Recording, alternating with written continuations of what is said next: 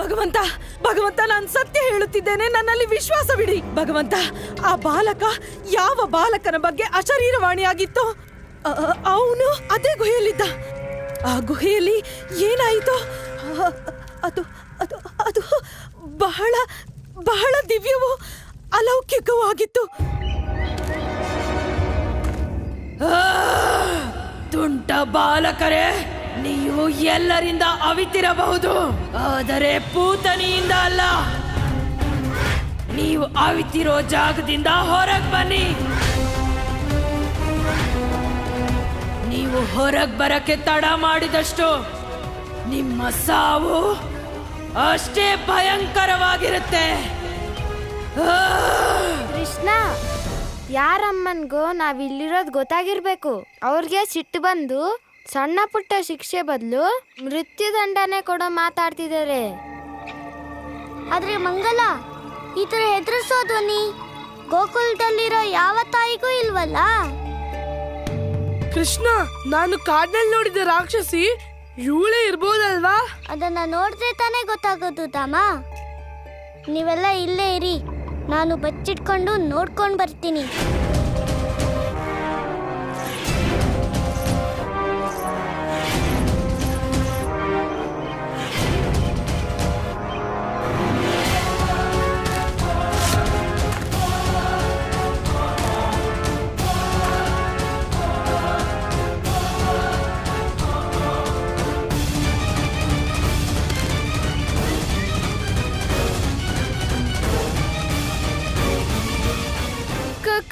ಕೃಷ್ಣ, ಇವಳಂತೂ ನಿಜವಾದ ರಾಕ್ಷಸಿನೇ. ಈಗ ನಮ್ ಗತಿ ಏನು? ಕೃಷ್ಣ, ನಮ್ಮಮ್ಮ ನಮ್ಮನ್ನ ಹುಡ್ಕೋದಕ್ಕಾಗಲ್ಲ. ಯಾಕಂದ್ರೆ ಅಲ್ಲಿವರೆಗೆ ನಾವ್ಯಾರು ಬದುಕಿರೋದೇ ಇಲ್ಲ. ಕಳೆದ 5 ವರ್ಷಗಳಿಂದ ನಾನ್ ನಿನ್ನನ್ನು ಹುಡುಕ್ತಿದ್ದೀನಿ. ನೀನ್ ಸಾಯ್ತಿದ್ದಂಗೆ ನನ್ನ ಕೆಲ್ಸ ಪೂರ್ಣ ಆಗುತ್ತೆ.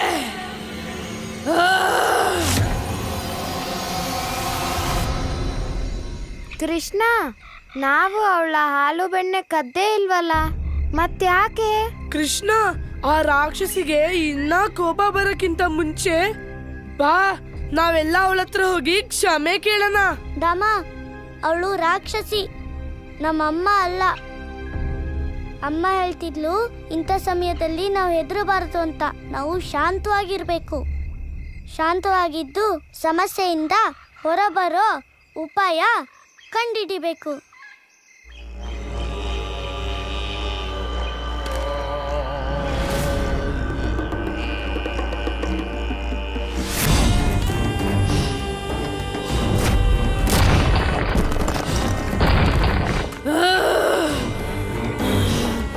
ತುಂಟ ಬಾಲಕರೇ, ನೀವು ಒಳ್ಳೆಯ ಮಾತಿಗೆ ಹೊರಬರುವುದಿಲ್ಲ. ನನಗೆ ಯಾವುದು ಅಸಾಧ್ಯವಲ್ಲ.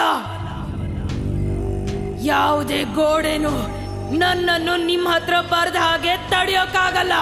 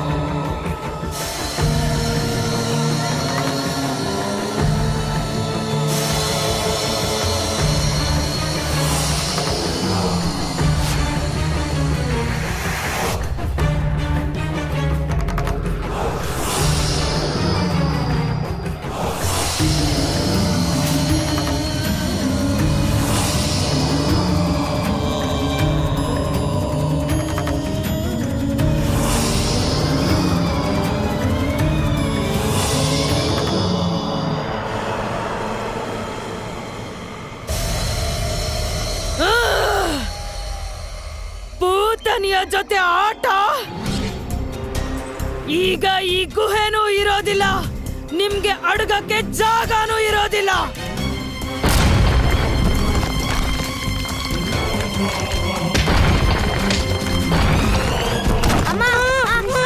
ಬೇಗ ಏನಾದ್ರೂ ಸಾಯಕ್ ಇಷ್ಟ ಇಲ್ಲ. ಮಂಗಲ, ಕೃಷ್ಣ ಏನ್ ಮಾಡ್ತಾನೋ ಮಾಡೋದೆಲ್ಲ ಪೂತ್ನಿ ಮಾಡ್ತಾಳೆ. ಅಲ್ಲಿವರೆಗೂ ನಾವ್ ಸಾಯೋದನ್ನ ಕಾಯ್ತಾ ಇರ್ಬೇಕಷ್ಟೇ. ಕಾಯೋದಲ್ಲ ಧಾಮ, ಕೈ ಮುಗಿಬೇಕು. ಅಮ್ಮ ಹೇಳ್ತಾಳೆ, ಸಮಸ್ಯೆ ಎಷ್ಟೇ ದೊಡ್ಡದಿರ್ಲಿ ಮತ್ತೆ ಯಾವುದೇ ದಾರಿ ಕಾಣ್ದಾಗ ಆಗ ನಾವು ದೇವ್ರಿಗೆ ಕೈ ಮುಗಿಬೇಕು. ಅಮ್ಮಂಗೆ ಕಷ್ಟ ಬಂದಾಗ ಇದೇ ಮಂತ್ರನೇ ಜಪ ಮಾಡ್ತಾಳೆ. ನಾವು ಕೂಡ ಹಾಗೆ ಮಾಡಬೇಕು.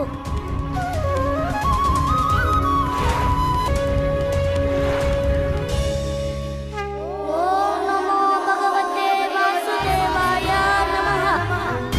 ಓಂ ನಮೋ ಭಗವತೆ ವಾಸುದೇವಾಯ ನಮಃ. ಈ ಧ್ವನಿ ಯಾವುದು? ಓಂ ನಮೋ ಭಗವತೆ ವಾಸುದೇವಾಯ ನಮಃ. ಇವರು ಆ ವಿಷ್ಣುವಿನ ಪವಿತ್ರ ಮಂತ್ರ ಜಪ ಮಾಡ್ತಿದ್ದಾರೆ. ಓಂ ನಮೋ ಭಗವತೆ ವಾಸುದೇವಾಯ ನಮಃ. ಆ! ಮೂರ್ಖ ಮಕ್ಕಳೇ, ನಿಮ್ಮನ್ನು ಈ ಪೂತನಿಯಿಂದ ಆ ಹರಿಯು ಕಾಪಾಡುವುದಿಲ್ಲ. ಆ! ಆ! ಓಂ ನಮೋ ಭಗವತೆ ವಾಸುದೇವಾಯ ನಮಃ.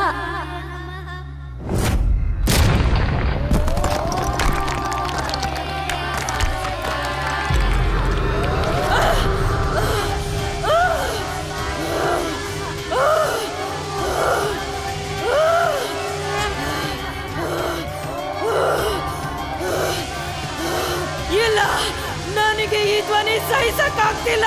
ನಿಲ್ಲಿಸಿ, ನಿಲ್ಲಿಸಿ, ನನಗೆ ಈ ಧ್ವನಿ ಕೇಳಕ್ಕಾಗ್ತಿಲ್ಲ. ನಿಲ್ಲಿಸಿ, ನಿಲ್ಲಿಸಿ. ಓಂ ನಮೋ ಭಗವತೆ ವಾಸುದೇವಾಯ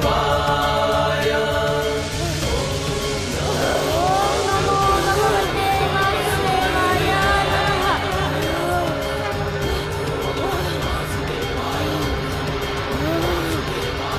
ಓಂ ನಮೋ ಭಗವತೆ ವಾಸುದೇವಾಯ ನಮಃ. ನಾರಾಯಣ ನಾರಾಯಣ. ಪ್ರಭು, ಧರ್ಮದ ಸಂಪರ್ಕವಾಗುತ್ತಲೇ ಅಧರ್ಮಿ ಪೂತನಿ ಥರಥರ ನಡುಗುತ್ತಿದ್ದಾಳೆ. ನಿಮ್ಮ ಹೆಸರಿನ ಮಹಿಮೆಯನ್ನು ಸಹಿಸಲಾಗದವಳು ನಂದಪುತ್ರನನ್ನು ಕೊಲ್ಲಲು ಹೊರಟಿದ್ದಳು. ದೇವರ್ಷಿ, ನಂದಪುತ್ರನೇ ಎಂದು ಹೇಳಿದನಲ್ಲ. ಕೆಟ್ಟದ್ದು ಅದೆಷ್ಟೇ ದೊಡ್ಡದಿರಲಿ, ನಾವು ಅದರಿಂದ ಹೆದರಬಾರದು. ನಾವು ಕೇವಲ ನಮ್ಮ ಧರ್ಮ ಮಾರ್ಗದಲ್ಲಿ ನಡೆಯಬೇಕು, ಧರ್ಮದ ರಕ್ಷಣೆ ಮಾಡಬೇಕು. ಹೀಗೆ ಮಾಡುವುದರಿಂದ ಅಧರ್ಮವು ಸ್ವಯಂ ನಾಶವಾಗುತ್ತದೆ.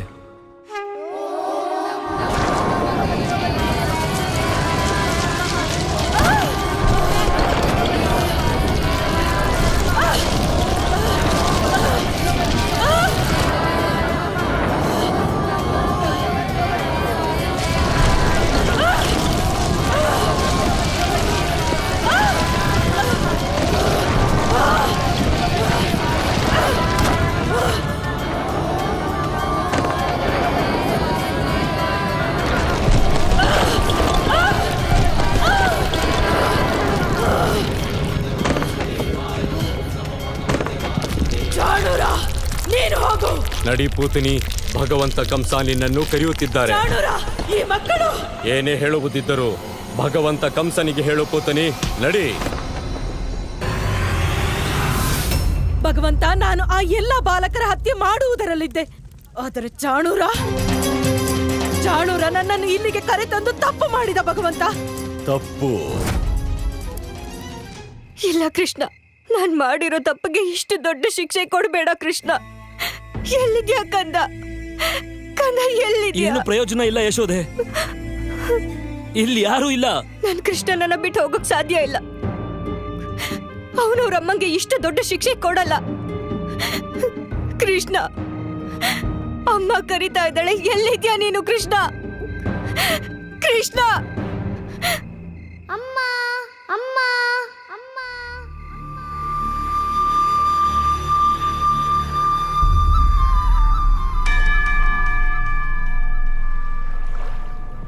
ಅಮ್ಮ.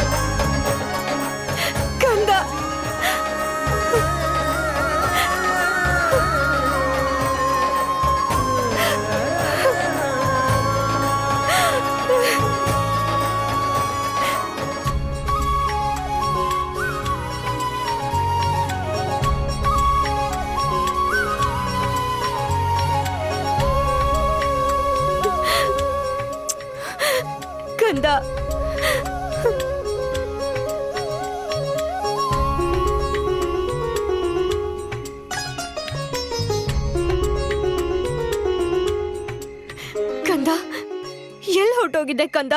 ಅಮ್ಮ, ನಾನು ಇಲ್ಲೇ ಇದ್ದೀನಿ, ನಿನ್ನ ಎದುರಿಗೇನೆ.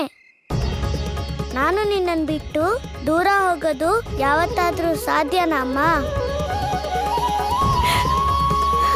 ಇಲ್ಲ, ಹಾಗಾಗೋದಕ್ಕೆ ಸಾಧ್ಯನೇ ಇಲ್ಲ. ಹೇ ನಾರಾಯಣ, ಇದು ನಿನ್ನದೇ ಕೃಪೆ. ಇಷ್ಟು ದೊಡ್ಡ ಸಂಕಷ್ಟ ಬಂದರೂ ಎಲ್ಲ ಮಕ್ಕಳು ಪೂರ್ತಿ ಸುರಕ್ಷಿತವಾಗಿದ್ದಾರೆ. ನಂದಣ್ಣ, ಎಲ್ಲ ಮಕ್ಕಳು ಇಲ್ಲಿದ್ದಾರೆ ಅಂತಂದ್ರೆ ಪೂತನಿ ಎಲ್ಲಿ ಹೋದ್ಲು?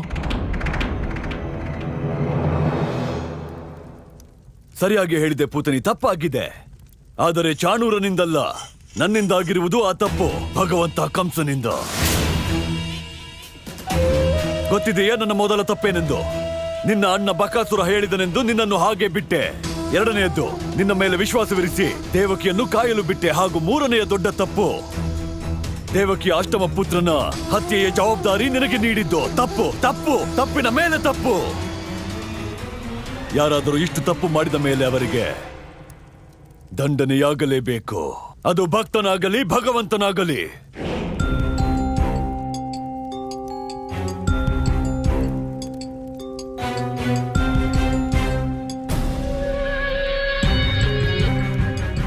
ಭಗವಂತ ಕಂಸನ ವಿಧಾನದಲ್ಲಿ ಈ ತಪ್ಪಿಗೆ ಶಿಕ್ಷೆ ಏನು?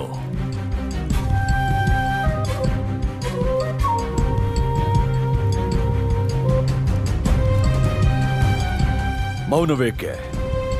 ನಿನಗೇನು ಭಗವಂತ ಕಂಸನ ವಿಧಾನವೇನೆಂದು ತಿಳಿದಿಲ್ಲವೇ? ಭಗವಂತ, ನಿಮ್ಮ ವಿಧಾನಕ್ಕನುಸಾರವಾಗಿ ಇಂತಹ ತಪ್ಪಿಗೆ ಶಿಕ್ಷೆ ಮೃತ್ಯುವಾಗಿದೆ. ಮೃತ್ಯುದಂಡ. ಮೃತ್ಯುದಂಡ, ಎಷ್ಟು ಸುಂದರ ಹೆಸರು! ಭಗವಂತ ಕಂಸನ ಶಿಕ್ಷಾ ವಿಧಾನದಲ್ಲಿ ಇದೊಂದೇ ಶಬ್ದವಿರುವುದು ಪೂತನೆ. ಮೃತ್ಯು, ಮೃತ್ಯುದಂಡ. ನಿನ್ನ ಜೀವ ಉಳಿಸಿ ತಪ್ಪು ಮಾಡಿದ್ದೆ ನಾನು.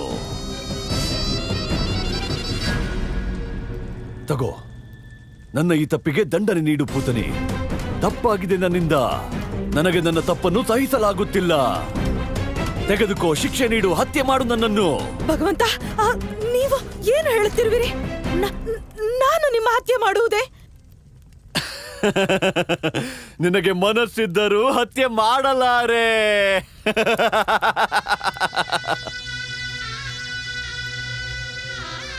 ಒಂದು ಕೆಲಸ ಮಾಡಬಹುದು. ಒಂದು ವೇಳೆ ಭಗವಂತನೇ ತಪ್ಪು ಮಾಡಿದರೆ ಭಕ್ತ ಅದನ್ನು ತನ್ನ ತಪ್ಪೆಂದು ಸ್ವೀಕರಿಸಿ ಭಗವಂತನ ತಪ್ಪಿಗೆ ಶಿಕ್ಷೆಯನ್ನನುಭವಿಸಬಹುದು. ನನಗೆ ಇದೊಂದೇ ಮಾರ್ಗ ಉಳಿದಿರುವುದು, ನನ್ನ ಪಾಪದಿಂದ ಮುಕ್ತಿ ಹೊಂದಲು. ಭಗವಂತ ಕಂಸನ ತಪ್ಪಿನ ದಂಡವನ್ನು ನೀನು ಅನುಭವಿಸಬೇಕು ಪುತ್ನಿ.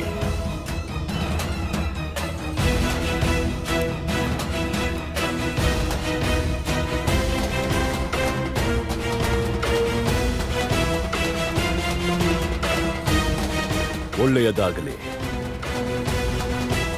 ಭಗವಂತ ಕಂಸ ಪರಮ ಭಕ್ತೆ ಪೂತನಿಗೆ ಇಂದು ಮುಕ್ತಿ ನೀಡುತ್ತಿದ್ದೇನೆ.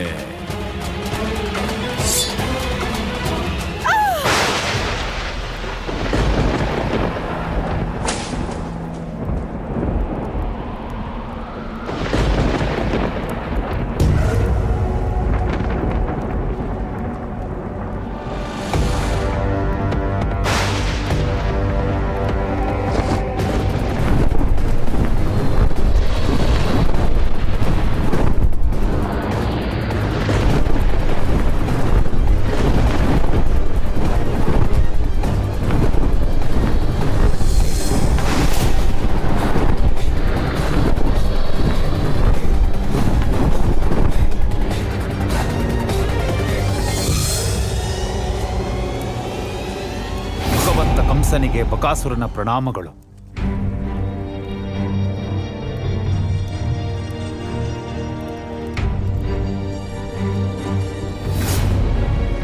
ಭಗವಂತ ಕಂಸನಿಗೆ ಜಯವಾಗಲಿ.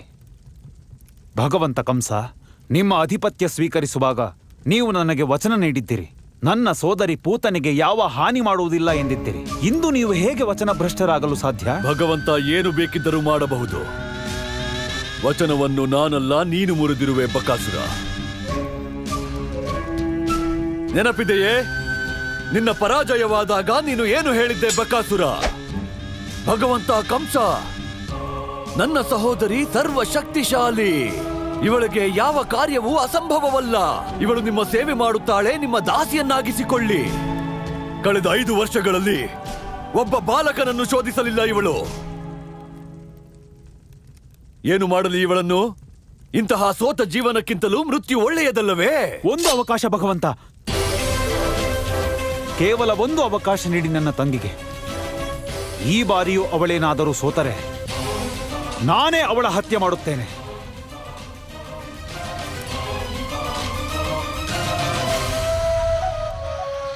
ಕಂದ, ಯಾಕೆ ನೀನ್ ಹೀಗ್ ಮಾಡ್ದೆ? ಅಮ್ಮನ ಬಗ್ಗೆ ಒಂದ್ಸಲನೂ ಯೋಚನೆ ಮಾಡ್ಲಿಲ್ವಾ ನೀನು? ಮತ್ತೆ ಗೊಲ್ಲ ಬಾಲರ ಅಮ್ಮಂದ್ರು ಎಷ್ಟು ದುಃಖ ಪಡ್ತಾರೆ ಅಂತಾನೆ ಯೋಚಿಸ್ಲಿಲ್ವಾ ನೀನು? ಹಾ? ಅಮ್ಮ, ನಾನಿದೆಲ್ಲ ಅಮ್ಮಂದಿರ್ಗಾಗೇ ಮಾಡಿದ್ದು. ಅಂದ್ರೆ ನನಗರ್ಥ ಆಗ್ಲಿಲ್ಲ. ಅಮ್ಮ, ನಾನು ನಿನ್ಗೆ ನೋವು ಕೊಡಬಾರ್ದು ಅಂತಿದ್ದೆ. ನಾನು ಹೇಳಬೇಕು ಅಂತ ಇದ್ದಿದ್ದು ಇಷ್ಟೇ ಅಮ್ಮ. ಹೇಗೆ ನಮ್ಮಿಂದ ದೂರ ಆದಾಗ ನೀವು ಅಮ್ಮಂದಿರು ದುಃಖ ಪಡ್ತೀರೋ, ಹಾಗೆ ಕರುಗಳಿಂದ ದೂರ ಆಗಿ ಹಸುಗಳಿಗೂ ಎಷ್ಟು ದುಃಖ ಆಗುತ್ತಲ್ವ ಅಮ್ಮ. ಮತ್ತೆ ನನ್ನ ಮಾತು ಯಾರು ಕೇಳ್ತಾನೆ ಇರಲಿಲ್ಲ. ಅದಕ್ಕೆ ನಾನು ಇಷ್ಟೆಲ್ಲ ಮಾಡಬೇಕಾಯ್ತು.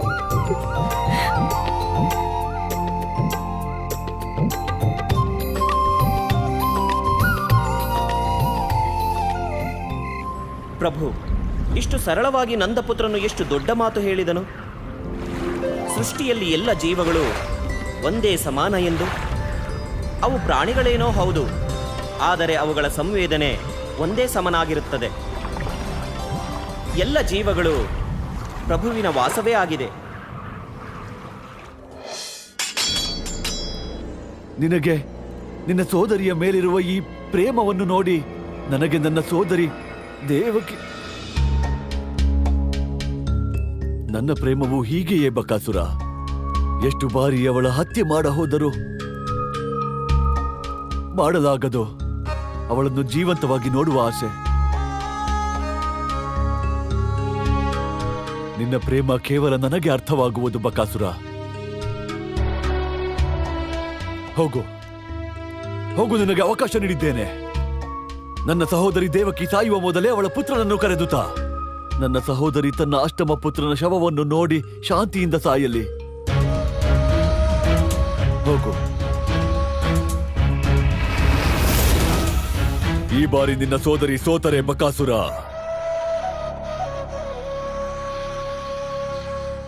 ಆನಂದವೋ ಆನಂದ. ನಿನ್ನ ಕೈಯಲ್ಲಿ ಅವಳ ಕತ್ತು. ಮನಸ್ಸು ಸಂತೋಷದಿಂದ ತಕ ತಕ ತಕ ತಕವೆಂದು ಕುಣಿಯುವುದು.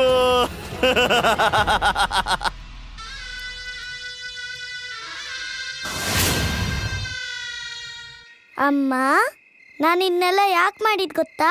ಯಾಕಂದ್ರೆ ಗೋಪಿಕೆಯರಿಗೆ ಕರುಗಳ ಹಸುಗಳ ಪ್ರೀತಿ ಬಗ್ಗೆ ಗೊತ್ತಾಗ್ಲಿ ಅಂತ. ಹೇಗೆ ನಮ್ಮಾತೆ ಹಾಗೇನೆ ಗೋಮಾತೆ. ಈಗ ನೀನೇ ಹೇಳು, ನಾನೇನಾದ್ರೂ ತಪ್ಪು ಮಾಡಿದ್ನ ಅಮ್ಮ?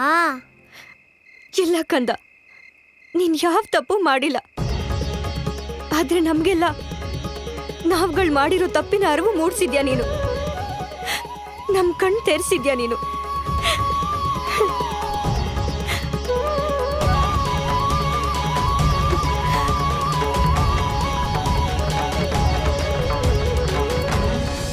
ವಿಧಿಸುತ್ತಲೀ ಪರಿ ನೋವ ದೀರ್ಘಾಯುವ ನೀಡುವೆಯೇತಕ್ಕೆ ದೇವಾ. ಸಂಕಟವಿದರಿನ್ ಮುಕ್ತಗೊಳಿಸು ಜಗಪಾಲಕ ಮಹಾನುಭಾವ. ಬರುವದೆಂದಿಗೋ ನಂಬುಗೆ ಭರವಸೆ ತೆಗದು ಬಡಬಾಡಿನಲಿ ಎಂದಿಗೆ ವಿಧಿ ಕಷ್ಟಗಳ ಕಳೆಯುವನೋ ಕರುಣದಲ್ಲಿ.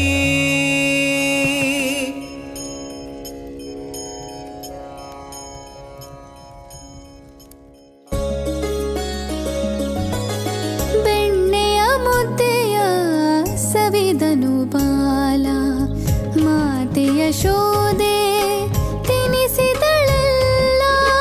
ಬೆಣ್ಣೆಯ ಮುದ್ದೆಯ ಸವಿದನು ಬಾಲ.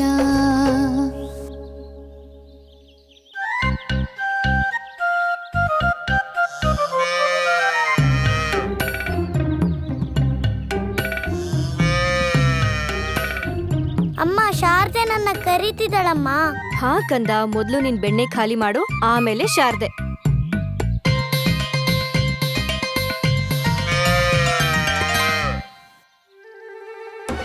ಅಮ್ಮ, ನಾನು ಹೋಗ್ತಿದ್ದೀನಿ. ಕೃಷ್ಣ,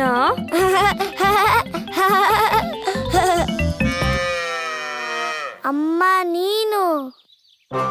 ಹಾ ನಾನೇ. ಬಾಯಿಲಿ ಇಲ್ಲಿ ಕೂತ್ಕೋ. ಬೆಣ್ಣೆ ಖಾಲಿ ಮಾಡೋವರೆಗೂ ಮನೆಯಿಂದ ಹೊರಗೆ ಹೋಗೋ ಹಾಗಿಲ್ಲ. ನಾನ್ ಬೆಣ್ಣೆ ತಿಂದಿಲ್ಲ ಅಂದ್ರೆ ನನ್ ಗೆಳೆಯರ್ನ ನೋಡಕ್ಕಾಗಲ್ವಾ? ಖಂಡಿತ ಆಗಲ್ಲ. ನಿನ್ನೇನು ಬೆಣ್ಣೆ ತಿಂದೆ ಮನೆಯಿಂದ ಹೊರಗೆ ಹೋಗಿದ್ದೆ ನೀನು. ಮೊದಲು ಬೆಣ್ಣೆ ಖಾಲಿ ಮಾಡು, ಆಮೇಲೆ ಗೆಳೆಯರ್ನ ಭೇಟಿ ಮಾಡು. ಆದ್ರೆ ಅಮ್ಮ. ಕೃಷ್ಣ, ನೀನ್ ಬೆಣ್ಣೆ ತಿಂದು ಮುಗಿಸ್ಲಿಲ್ಲ ಅಂದ್ರೆ ನಾನ್ ನಿನ್ ಜೊತೆ ಮಾತಾಡಲ್ಲ. ಸರಿ ಅಮ್ಮ.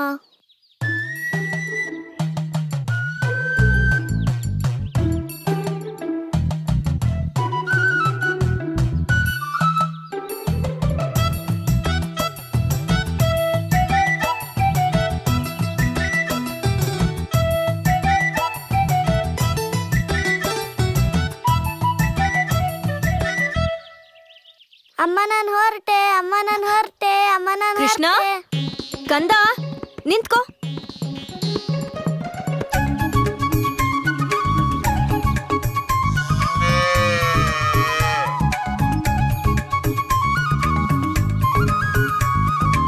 ಏ ಶಾರದೆ, ನೀನ್ ಬಂದ್ಬಿಟ್ಯಾ? ನೀನು ಹೊಟ್ಟೆ ತುಂಬಾ ಹಾಲು ಕುಡ್ತೀಯಾ? ಗೋಪಿಕೆಯರು ಇವತ್ ನಿನ್ ತಾಯಿ ಹತ್ರ ಹೋಗೋದನ್ನ ತಡೆಯಲಿಲ್ವಾ?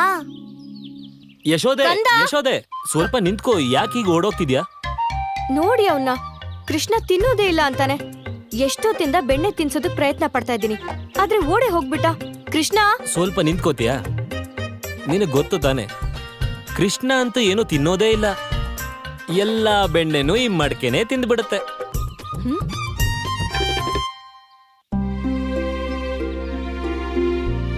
ನಿಮ್ಗಿದೆಲ್ಲ ಅರ್ಥ ಆಗಲ್ಲ. ಇದು ತಾಯಿ ಪ್ರೀತಿ. ಇನ್ನು ಇದ್ರಲ್ಲಿ ಎಷ್ಟೊಂದು ಬೆಣ್ಣೆ ಮಿಕ್ಕಿದೆ ನೋಡಿ. ಕಂದ, ನಿಜಾನೇ ಹೇಳ್ದೆ, ಅಮ್ಮನ್ ಪ್ರೀತಿ ಏನು ಅಂತ ಒಬ್ಬ ಅಪ್ಪನ್ ಗೊತ್ತಾಗಲ್ಲ.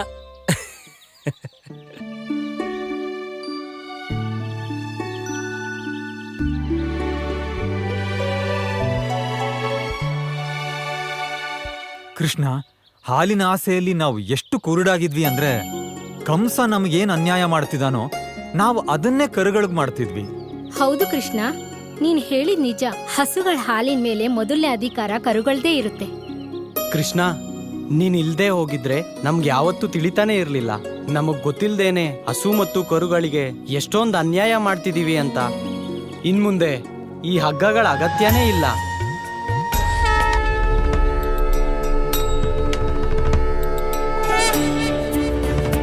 ಇವತ್ತಿಂದ ಯಾವ ಕರುನು ಅದರ ಅಮ್ಮನಿಂದ ದೂರ ಇರಲ್ಲ. ಯಾಕಂದ್ರೆ ಇವತ್ತಿಂದ ಇಡೀ ಗೋಕುಲದಲ್ಲಿ ಯಾವ ಕರುನು ಯಾರು ಕಟ್ ಹಾಕಲ್ಲ. ಅಂದ್ರೆ ಹೇಗೆ ಕೃಷ್ಣ ಮತ್ತೆ ಯಶೋದೆ ಮಾತೆ, ಹಾಗೇನೆ ಕರು ಮತ್ತೆ ಗೋ ಮಾತೆ.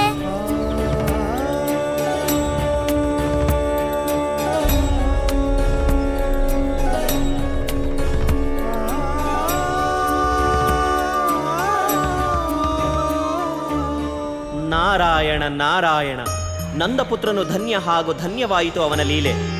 ನೋಡಿ ಪ್ರಭು, ಎಷ್ಟು ಸುಲಭವಾಗಿ ಇಷ್ಟು ದೊಡ್ಡ ಸಮಸ್ಯೆಯನ್ನು ಅಂತ್ಯಗೊಳಿಸಿದ. ದೇವರ್ಷಿ, ಈ ಘಟನೆಯು ಕೇವಲ ಒಂದು ಸಂಕೇತ. ಜಗತ್ತಿನಲ್ಲಿ ನಡೆವ ಶ್ರೀಕೃಷ್ಣನ ಲೀಲೆ ಹಾಗೂ ಕಾರ್ಯಗಳಿಗೆ ಆರಂಭ. ನಾರದರೆ ಸತ್ಯವೇನೆಂದರೆ ಇಂದು ಈ ಜಗತ್ತಿನಲ್ಲಿ ಕೃಷ್ಣನು ಒಂದು ಮಹಾಯಜ್ಞದ ಆರಂಭ ಮಾಡಿದ್ದಾನೆ. ಇದರಲ್ಲಿ ಜಗತ್ತಿನಲ್ಲಿ ನಡೆದು ಬರುತ್ತಿರುವ ರೂಢಿ, ಮೂಢನಂಬಿಕೆಗಳು, ಆಡಂಬರಗಳ ಆಹುತಿ ಕೊಡಲಾಗುತ್ತದೆ. ಏಕೆಂದರೆ ಶ್ರೀಕೃಷ್ಣ ಅವತಾರದ ಉದ್ದೇಶ ಪಾಪದ ಅಂತ್ಯ ಮಾಡಿ ಕೇವಲ ಧರ್ಮಸ್ಥಾಪನೆ ಮಾತ್ರವಲ್ಲ, ಆದರೆ ಜನರ ಹೃದಯದಲ್ಲಿ ಪ್ರೇಮ, ಸಂವೇದನೆ ಹಾಗೂ ಸದ್ಗುಣಗಳ ಬೀಜ ಬಿತ್ತುವುದಾಗಿದೆ. ಇದೇ ಮಾನವ ಜೀವನದ ಆಧಾರ ಹಾಗೂ ಈ ಸದ್ಗುಣಗಳಿಂದಲೇ ಸೃಷ್ಟಿಯ ವಿಕಾಸ ಸಾಧ್ಯ.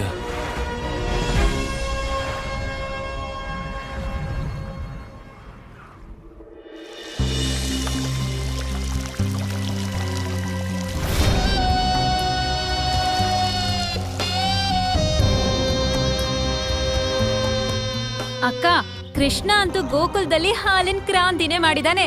ಕರುಗಳನ್ನೆಲ್ಲ ಕಟ್ ಹಾಕ್ತಾ ಇರೋದ್ರಿಂದ ಈಗ ಹಸುಗಳೆಲ್ಲ 2 ಪಟ್ಟು ಹಾಲು ಕೊಡ್ತಿದಾವೆ. ಅಕ್ಕ, ನಿಮಗೆ ಎಷ್ಟು ಹಾಲು ಬೇಕೋ ಅಷ್ಟು ಹಾಲನ್ನು ತಗೊಂಡು ಹೋಗಿ. ಯಾಕಂದ್ರೆ ಈಗ ನಮ್ಗೆ ಅರ್ಥ ಆಗಿದೆ, ಪ್ರೀತಿನ ಹಂಚೋದ್ರಿಂದ ಕಡಿಮೆ ಆಗಲ್ಲ, ಇನ್ನೂ ಹೆಚ್ಚಾಗತ್ತೆ ಅಂತ. ಸಾಕು ಸಾಕು ಸಾಕು, ನನಗೆ ಎಷ್ಟು ಅವಶ್ಯಕತೆ ಇತ್ತು ಅಷ್ಟು ಹಾಲು ಸಿಕ್ತು. ಆದರೆ ನನ್ನ ಬಾಲಭೋಜನ ಇನ್ನೂ ಪೂರ್ತಿಯಾಗಿಲ್ಲ. ನೀವೆಲ್ಲ ನಿಮ್ಮ ಬಾಲಕರನ್ನ ತಪ್ಪದೆ ಬಾಲಭೋಜನಕ್ಕೆ ಕಳಿಸ್ಕೊಡಿ. ನಾನು ನಿಮ್ಮೆಲ್ಲರಲ್ಲಿ ಕೇಳ್ಕೊತೀನಿ, ಇವತ್ತು ಶರತ್ ಹುಣ್ಣಿಮೆಯ ರಾತ್ರಿ ನಿಮ್ಮ ಮಕ್ಕಳನ್ನೆಲ್ಲ ಬಾಲಭೋಜನಕ್ಕೆ ಕಳಿಸಿಕೊಡಿ. ಚಿಂತೆ ಮಾಡಬೇಡಿ ಅಕ್ಕ, ನಿಮ್ ಸಂಕಲ್ಪಕ್ಕೆ ಯಾವ ಅಡ್ಡಿನೂ ಬರಲ್ಲ.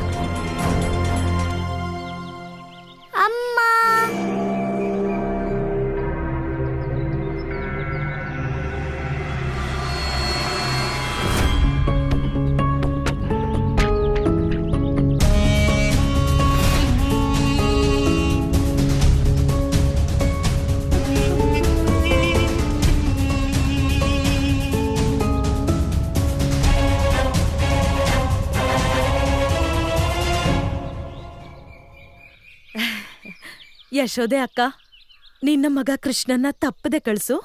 ಯಾರಿಗ್ ಗೊತ್ತು, ನನ್ನ ಜೀವನದಲ್ಲಿ ಇಂತಹ ಮುದ್ದಾದ ಮಗುವಿಗೆ ಪಾಯಸ ತಿನ್ಸೋ ಅವಕಾಶ ಮತ್ತೆ ಸಿಗುತ್ತೋ ಇಲ್ವೋ. ನಾನು ತಪ್ಪದೇ ಬರ್ತೀನಿ. ಯಾರಿಗ್ ಗೊತ್ತು, ಈ ತರ ಪ್ರೀತಿಯಿಂದ ಪಾಯಸ ತಿನ್ಸೋರು ಮತ್ತೆ ಸಿಗ್ತಾರೋ ಇಲ್ವೋ.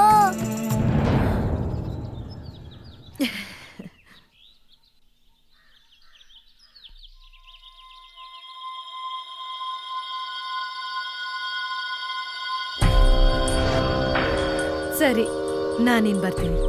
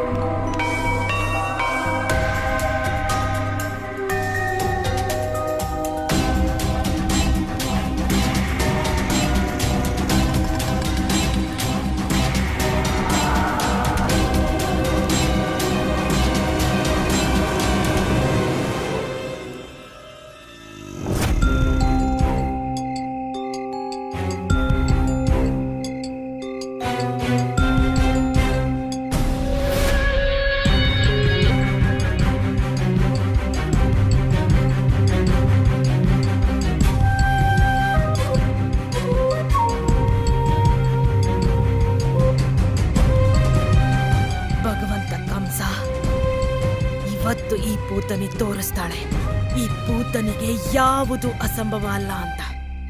ಈ ಎಲ್ಲ ಮಕ್ಕಳು ಸತ್ ಮೇಲೇನೆ ಪೂತನಿಯ ಹಣೆಗಂಟಿದ ಸೋಲಿನ ಕಳಂಕ ಶಾಶ್ವತವಾಗಿ ಅಳಿಸೋಗುತ್ತೆ. ಗೋಕುಲದ ಮುಗ್ಧ ಬಾಲಕರೇ, ಎಷ್ಟು ಉತ್ಸಾಹದಿಂದ ನಿಮ್ಮ ಮೃತ್ಯು ಭೋಜನಕ್ಕೆ ಬರುತ್ತಿದ್ದೀರಿ. ನನ್ನ ವಿಷದ ಪಾಯಸ ತಿಂದ್ಮೇಲೆ ಇಲ್ಲಿಂದ ಯಾರು ಜೀವಂತ ಹೋಗೋದಿಲ್ಲ. ಬನ್ನಿ ಬನ್ನಿ ಮಕ್ಳೇ, ಇವತ್ ನೀವೆಲ್ಲ ಇಲ್ಲಿಗ್ ಬಂದಿದ್ದು ನನಗ್ ತುಂಬಾ ಸಂತೋಷ ಆಯ್ತು. ಹೇಗ್ ಬರ್ದೇ ಇರಕ್ಕಾಗತ್ತೆ? ನೀವೆಷ್ಟು ಪ್ರೀತಿಯಿಂದ ನಮ್ಮನ್ನೆಲ್ಲ ಕರೆದ್ರಿ.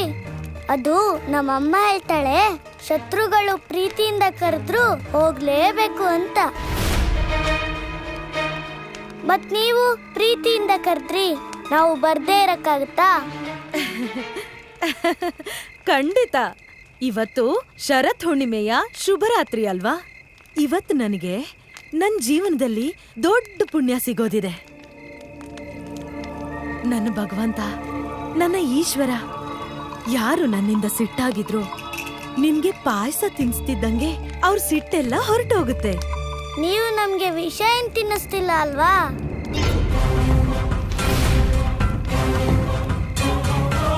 ಪಾಯಸ ತಿನ್ನಿಸ್ತಿದ್ರ? ಪಾಯಸ, ಖೀರ್ ತಿಂದ್ಮೇಲೆ ತುಂಬಾ ಸಂತೋಷ ಆಗೋದು ನಮ್ಮೆಲ್ರಿಗೂ ತಾನೇ. ಈ ಕೃಷ್ಣ ಮತ್ತೆ ಅವನ ಮಾತು, ನಾನು ಏನ್ ಯೋಚನೆ ಮಾಡ್ತೀನೋ ಅದು ಅವನಿಗೆ ಗೊತ್ತಾಗುತ್ತೇನೋ ಅಂತ ನನಗೆ ಒಮ್ಮೊಮ್ಮೆ ಅನ್ಸುತ್ತೆ. ನೀವೇನ್ ಯೋಚನೆ ಮಾಡ್ತಾ ಇದ್ದೀರಾ?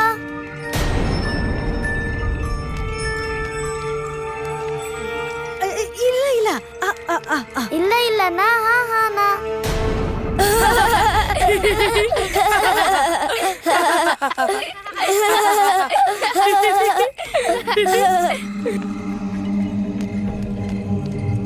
ಅಂದ್ರೆ ನಿಮ್ಗೆಲ್ಲ ಪಾಯಸ ತಿನ್ನಿಸ್ಬೇಕಲ್ಲ, ಅಷ್ಟೇ, ಅದನ್ನೇ ಯೋಚಿಸ್ತಿದ್ದೆ. ಮತ್ತೆ ಬೇಗ ಬೇಗ ಪಾಯಸ ತಿನ್ಸಿ. ಅಮ್ಮ ಹೇಳ್ತಾಳೆ ಊಟ ಬಡಿಸೋದಿಕ್ಕೆ ಇಷ್ಟೊಂದು ಯೋಚನೆ ಮಾಡಬಾರ್ದು ಅಂತ. ಖಂಡಿತ ಸತ್ಯನೇ ಹೇಳಿದಾಳೆ ನಿಮ್ಮಮ್ಮ. ನಾನ್ ನಿಮ್ಗೆ ಪಾಯಸ ಬಡ್ಸೋಕೆ ಸ್ವಲ್ಪನೂ ತಡ ಮಾಡೋದಿಲ್ಲ.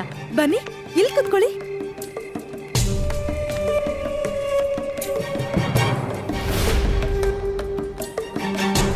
ನಾರಾಯಣ ನಾರಾಯಣ ಪ್ರಭು, ಪೂತನಿಯ ಈ ವಿಷದ ಪಾಯಸವನ್ನು ಗೋಪಬಾಲರು ತಿಂದು ಬಿಟ್ಟರೆ ಅನರ್ಥವಾಗುತ್ತದೆ ಪ್ರಭು. ಕಾಲಕೋಟನ ವಿಷದಿಂದ ಯಾವ ಬಾಲಕರು ಜೀವಿಸುವುದಿಲ್ಲ.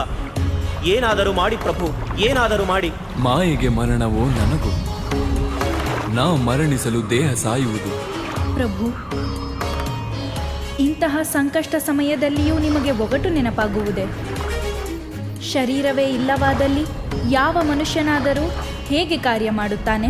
ದೇವಿ, ಜೀವನದ ಮಾಯೆಯಲ್ಲಿ ಬಂಧಿಸಲ್ಪಟ್ಟಿರುವ ಎಲ್ಲರೂ ಅವರವರ ಕಾರ್ಯವನ್ನು ಮಾಡುತ್ತಿದ್ದಾರಲ್ಲವೇ? ಪೂತನಿ ಅವಳ ಕಾರ್ಯ ಮಾಡುತ್ತಿದ್ದಾಳೆ. ಏಕೆಂದರೆ ಈ ಬಾರಿ ಅವಳು ಸೋತರೆ ಕಂಸ ಅವಶ್ಯವಾಗಿ ಅವಳ ಹತ್ಯೆ ಮಾಡುತ್ತಾನೆ. ಕಂಸ ಆತನ ಕಾರ್ಯ ಮಾಡುತ್ತಿದ್ದಾನೆ. ಅವನಿಗೂ ತಿಳಿದಿದೆ ಮಾತೆ ದೇವಕಿಯ 8ನೇ ಪುತ್ರ ಜೀವಂತವಿದ್ದರೆ ಅವನ ಮೃತ್ಯು ಸುನಿಶ್ಚಿತವೆಂದು. ಹಾಗೂ ಕೃಷ್ಣ ಅವನ ಕಾರ್ಯ ಮಾಡುತ್ತಿದ್ದಾನೆ. ಅವನ ಅವತಾರದ ಒಂದು ಉದ್ದೇಶ ದುರಾಚಾರಿ ಕಂಸನ ಅಂತ್ಯ ಮಾಡುವುದಾಗಿದೆ. ದೇವಿ, ಜೀವನ, ಮರಣ ಮತ್ತು ಕರ್ಮದ ನಡುವೆ ಒಂದು ತೆರೆ ಇದೆ. ಯಾರೇ ಆಗಲಿ ಈ ಮಾಯೆಯ ತೆರೆಯನ್ನ ಅವರ ಕಾರ್ಯದಿಂದ ಸರಿಸುತ್ತಾರೋ ಅಂತ್ಯದಲ್ಲಿ ವಿಜಯ ಅವರದ್ದೇ ಆಗಿರುತ್ತದೆ.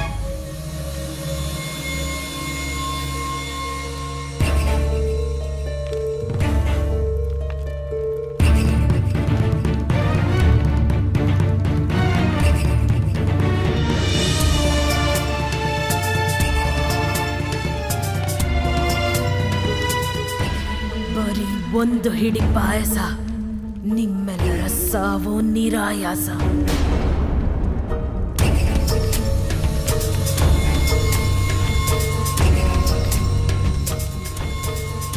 ಆಹಾ, ಪಾಯಸ ಎಷ್ಟು ಪರಿಮಳ ಬೀರ್ತಿದೆ ಅಂದ್ರೆ ಎಷ್ಟು ಪರಿಮಳ! ನಾ ಭೂತೋ ನಾ ಭವಿಷ್ಯತಿ.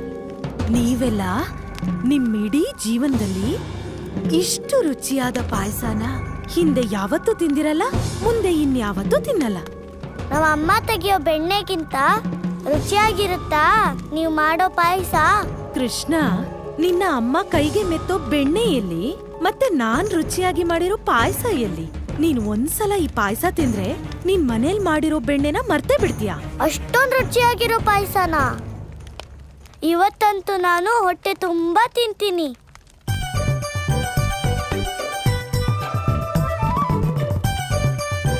ಕೃಷ್ಣ, ಹೊಟ್ಟೆ ತುಂಬಾ ತಿನ್ನೋದು ಅಂದ್ಯಲ್ಲ, ಅದೇನು ಅಂತ ನಂಗೆ ಗೊತ್ತಿದೆ. ನಿನಗ್ ನೆನ್ಪಿರ್ಲಿ, ಇಲ್ಲಿಗೆ ನೀನೊಬ್ನೇ ಅಲ್ಲ, ನಾವೆಲ್ರೂ ತಿನ್ನಕ್ ಬಂದಿದೀವಿ. ಕೃಷ್ಣ, ಹಿಂದಿನ ಸಲ ನೀನು ಹೊಟ್ಟೆ ತುಂಬಾ ಬೆಣ್ಣೆ ತಿಂತೀನಿ ಅಂದಾಗ ನಮ್ಗೆ ಬೆಣ್ಣೆ ನೆಕ್ಕೋದಿಕ್ಕೂ ಸಿಗ್ಲಿಲ್ಲ. ದಾಮ, ನೀನ್ ಚಿಂತೆ ಮಾಡ್ಬೇಡ, ನಿನ್ಗೆ ಹೊಟ್ಟೆ ತುಂಬಾ ಪಾಯಸ ಸಿಗುತ್ತೆ.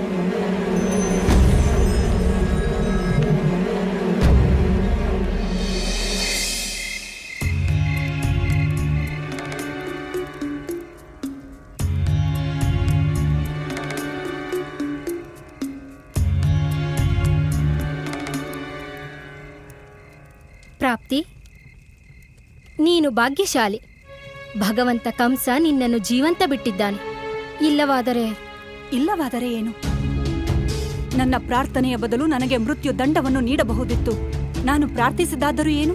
ಅವರ ತಂಗಿ ದೇವಕಿಯ ರಕ್ಷಣೆಗಾಗಿ ಬೇಡಿಕೊಂಡಿದ್ದಷ್ಟೇ. ಇಲ್ಲ ಪ್ರಾಪ್ತಿ, ನಿನ್ನ ಅಪರಾಧ ಏನು ಗೊತ್ತೇ? ನೀನು ಭಗವಂತ ಕಂಸನ ವಿರುದ್ಧ ಯೋಚಿಸಿದ್ದು. ಸಹೋದರಿ, ಒಂದು ಹೆಣ್ಣಿನ ಧರ್ಮವೇನೆಂದರೆ ಅವಳ ಪತಿಯ ಇಚ್ಛೆಯನ್ನು ಗೌರವಿಸುವುದು, ಅವನ ವಿಚಾರಗಳಿಗೆ ಸಮ್ಮತಿಸುವುದು. ನಮ್ಮ ಪತಿಯಂತೂ ಸ್ವಯಂ ಭಗವಂತನೇ ಅಲ್ಲವೇ? ಹಾಗಾಗಿ ನಾವು ಯೋಚಿಸಬೇಕಾದ ಅಗತ್ಯ ಏನಿದೆ ಪ್ರಾಪ್ತಿ? ಭಗವಂತ ಕಂಸರು ನಿನ್ನನ್ನು ಪ್ರೀತಿಸುತ್ತಾರೆ, ಅದಕ್ಕೆ ನೀನಿನ್ನು ಜೀವಂತವಾಗಿರುವೆ. ಕಂಸನು ನನ್ನ ಇಚ್ಛೆಯ ವಿರುದ್ಧ ನನ್ನನ್ನು ವಿವಾಹವಾದಾಗಲೇ ನನ್ನ ಮೃತ್ಯುವಾಗಿತ್ತು. ಅಂದು ನಾನು ಪಿತಾಶ್ರೀಯವರ ಮುಖ ನೋಡಿ ಸುಮ್ಮನಿದ್ದೆ. ಇಂದು ನನಗೆ ಸಂತೋಷವಿದೆ. ಇಂದು ಸ್ವತಃ ಕಂಸನಿಗೆ ತಿಳಿಯಿತು, ಅವರು ನನ್ನನ್ನು ವಿವಾಹವೇನೋ ಆದರು. ಆದರೆ ಇಂದಿಗೂ ನನಗೆ ಅವರ ಮೇಲೆ ಪ್ರೀತಿ ಇಲ್ಲ.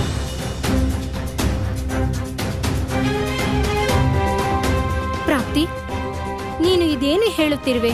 ಶಾಂತಳಾಗು. ಯಾರಾದರೂ ಕೇಳಿಸಿಕೊಂಡರೆ? ಮನಸ್ಸಿನಿಂದ ಮೃತ್ಯುವಿನ ಭಯ ದೂರವಾದ ಮೇಲೆ ಮತ್ತಾವುದಕ್ಕೆ ಭಯ?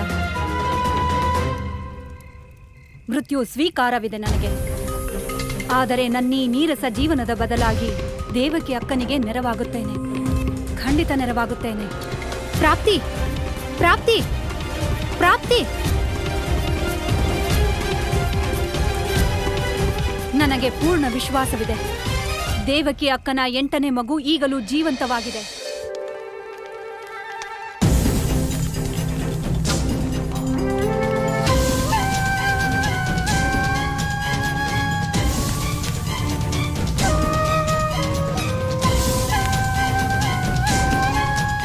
ಸ್ವಲ್ಪ ತಡೀರಿ. ನಾವೆಲ್ಲರೂ ಕೃಷ್ಣನ್ ಗೆಳೆಯರು. ಅದಕ್ಕೆ ಏನೇ ತಿಂಡಿ ಆದ್ರೂ ಎಲ್ಲರಿಗಿಂತ ಮೊದಲು ಕೃಷ್ಣ ತಿಂತಾನೆ, ಆಮೇಲೆ ನಾವು ತಿಂತೀವಿ. ಖಂಡಿತ.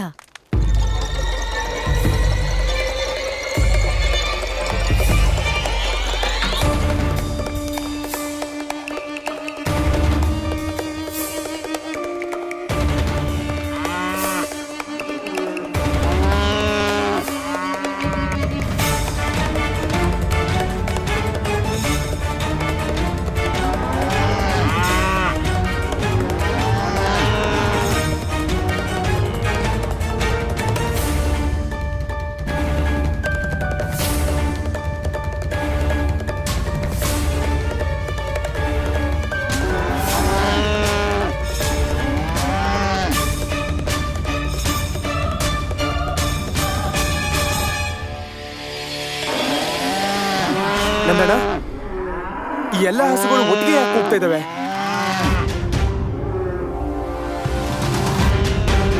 ಹೋಗಿ ನೋಡಿ ಹಸುಗಳನ್ನ.